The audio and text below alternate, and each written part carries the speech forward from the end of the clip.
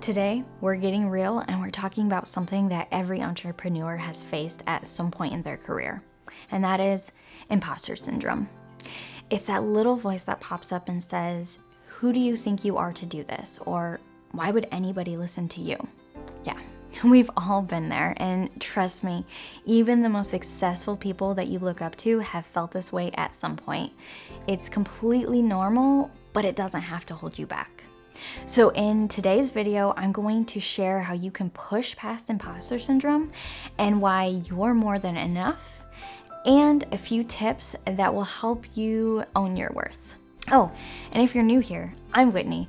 I've been in the digital business space for over 10 years, and now I'm teaching you everything that I've learned so that you can succeed in building a life you've always dreamed of. If you want more tips on how to build a business, grow your mindset, and find your freedom, be sure to hit that subscribe button. All right, so first things first, what exactly is imposter syndrome? Well, it's that feeling where you're doubting your skills and your achievements, and you're scared that at any moment, someone's going to figure out that you're a fraud. It's like even when you've done the work, you still feel like you don't deserve the success. And here's the thing. Imposter syndrome isn't a reflection of your abilities. It's just your brain trying to keep you safe by making you second guess yourself. But when you're building a business, this mindset can be super limiting. So let's talk about how to shift it. So the first step is simple but powerful, and that is to acknowledge it. So imposter syndrome isn't going to disappear overnight, and that's okay.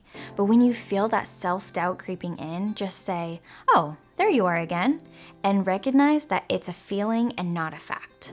So for example, when I started this channel, I kept thinking, why would anyone care about what I have to say about passive income? But then I realized that if I let that thought control me, I'd never make a single video, and I definitely wouldn't be here talking to all of you today. So when those thoughts pop up, don't try to fight them or push them away. Acknowledge them and accept that they're there, and remind yourself that they don't define you. So next up is reframing your thoughts. And this is one of my favorite tools that can make a huge difference. So instead of thinking, "I'm not good enough," try to shift your mindset to, "I'm learning and I'm getting better every day." Let me share a quick story. So when I launched my first digital product, I kept thinking, why would anyone buy this from me?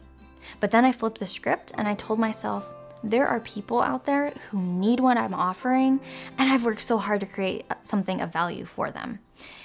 And that simple shift made all the difference. So the next time you catch yourself in a negative thought spiral, take a deep breath and reframe it. Ask yourself, what's another way that I can look at the situation that feels more empowering? Another way to fight imposter syndrome is to celebrate your wins no matter how small they are. We are so good at downplaying our achievements, but every win is proof that you're capable and that you're moving forward. Did you make your first sale? Celebrate it. Did you get your first follower on your business account? Celebrate it. Did you finally finish that blog post you've been working on? Yes, celebrate that too. I started keeping a win journal where I write down all of the little victories I've had, even if they seem tiny.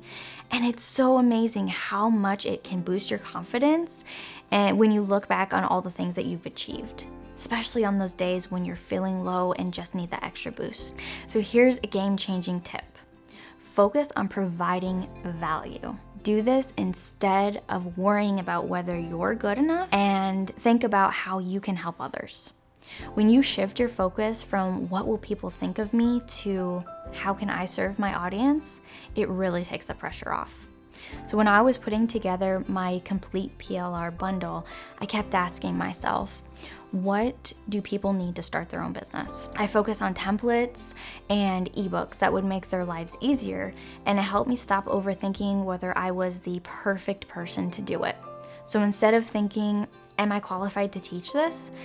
Ask yourself, how can I make this information easy and helpful for someone who needs it? And it's a game changer. So lastly, you need to connect with other entrepreneurs. When you surround yourself with people who are going through the same things, it makes you realize that you're not alone. Everyone has self-doubt.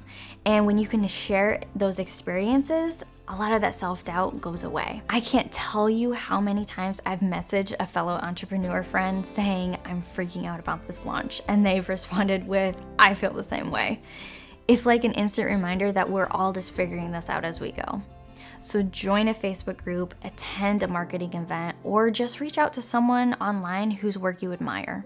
It's a great way to build community and boost your confidence. All right, so let's recap the 5 ways to overcome imposter syndrome. Number 1 is to acknowledge it and accept it. Number 2 is reframe your thoughts. 3, celebrate your wins. 4, focus on providing value.